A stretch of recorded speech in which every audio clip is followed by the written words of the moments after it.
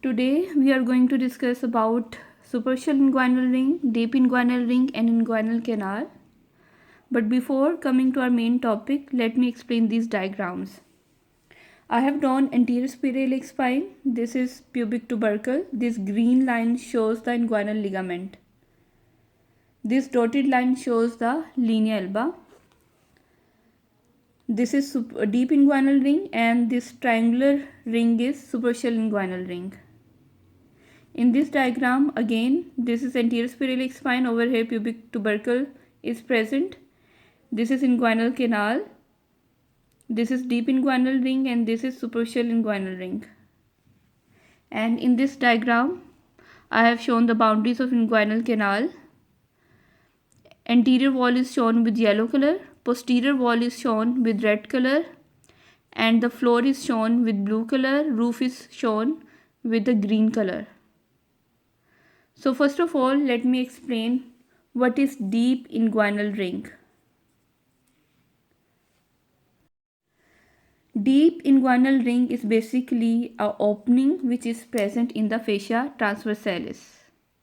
We have already discussed about the fascia transversalis, which is basically a fascia that lines the transversus abdominis muscle. So deep inguinal ring is an opening which is present in the fascia transversalis. As you can see its location, it is present just above the mid-inguinal point. This is inguinal ligament, this is mid-inguinal point over here. So this deep inguinal ring is present just above the mid-inguinal point, 1.2 centimeter above the mid-inguinal point, which is basically an opening in the fascia transversalis. As you can see in the diagram, this opening is present just lateral to the inferior epigastric artery. With red color, I have drawn inferior epigastric artery. So you can see deep inguinal ring is present just lateral to the inferior epigastric artery. And this ring transmits two structure. First one is spermatic cord in males and second one is round ligament of uterus in females. So deep inguinal ring transmits spermatic cord and round ligament of uterus in females. Spermatic cord is present in males and round ligament of uterus is present in the females. So opening of the fascia transversalis is called deep inguinal ring, and fascia transversalis is also prolongated into the internal spermatic fascia that surround the spermatic cord, and also it forms the anterior wall of the femoral sheath.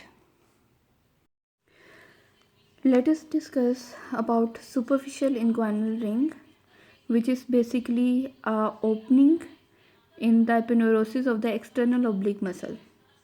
So this opening is present in the aponeurosis of the external oblique muscle, and deep inguinal ring opening is an opening which is present in the fascia transversalis. As you can see that superficial inguinal ring is triangular in shape, which is formed by two margins and a base. The base is formed by the pubic crust, this is base, and two sides are basically formed by the margins of the aponeurosis. These margins are called cruras, and these margins, they are joined by intercrural fibers.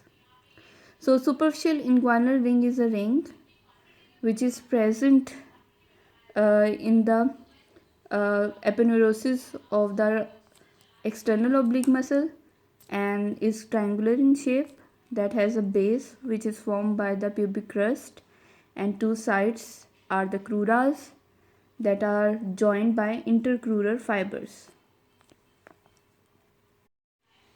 So inguinal canal extends from the deep inguinal ring towards the superficial inguinal ring. Again in this diagram, this is inguinal canal which is extended from deep inguinal ring towards the superficial inguinal ring, deep inguinal ring which is present lateral to the inferior epigastric artery. This is a diagram showing the boundaries of inguinal canal. As you can see, it has anterior wall, posterior wall, roof and floor. Anterior wall is shown with yellow color and is formed by skin, superficial fascia and external oblique aponeurosis. So anteriorly skin is present, superficial fascia is present and external oblique aponeurosis is present.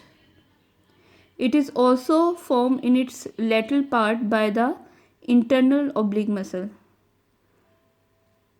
Now let us discuss the posterior wall.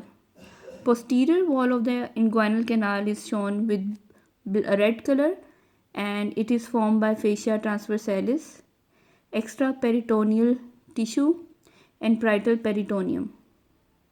In its medial part, it is also formed by the conjoint tendon and also reflected part of the inguinal ligament.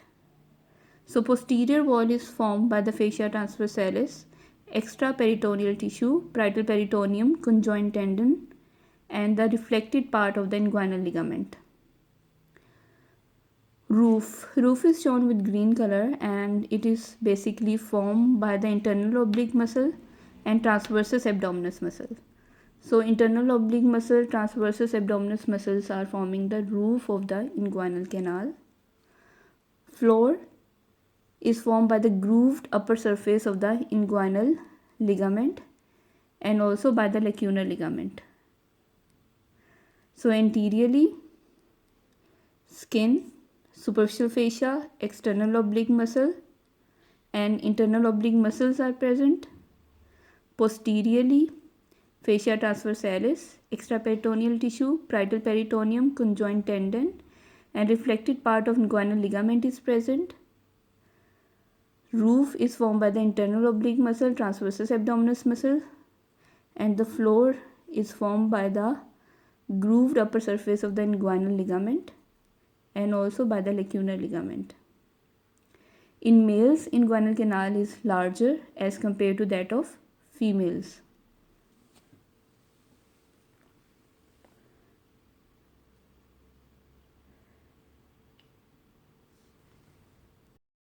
What are those structures that pass through the inguinal canal?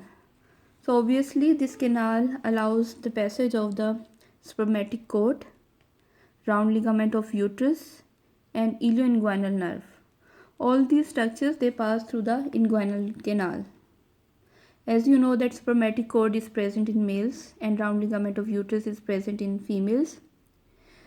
These both structures, spermatic cord and round ligament of the uterus, they enter through deep inguinal ring and passes out through the superficial inguinal ring.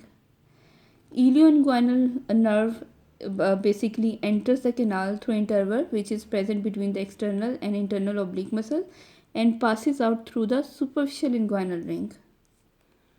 So these are the structures that pass through the inguinal canal.